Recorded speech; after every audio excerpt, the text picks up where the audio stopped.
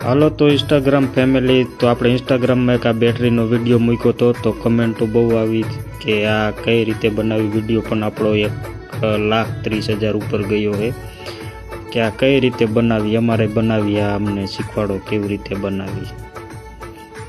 તો આપણે તમને હું બનાવીને તો નહીં દેખાડું, પણ જો આ રીતે આપણે બેટરી છે એમાંથી ચાર્જિંગ કરવાની કોઇલ કાઢીને આપણે અંદર મોટર ફિટ કરી છે, કોઇલને બહાર રાખી દીધી. આ રીતે આપણે બેટરી પણ ચાર્જિંગ કરીએ કે આ રીતની સિસ્ટમ બનાવી. આ મોટર છે, જો જોઈ લ્યો તમે. આ મોટર તમને ગમે તે ઇલેક્ટ્રિકની દુકાને 20-30 રૂપિયાની મળી જાય છે.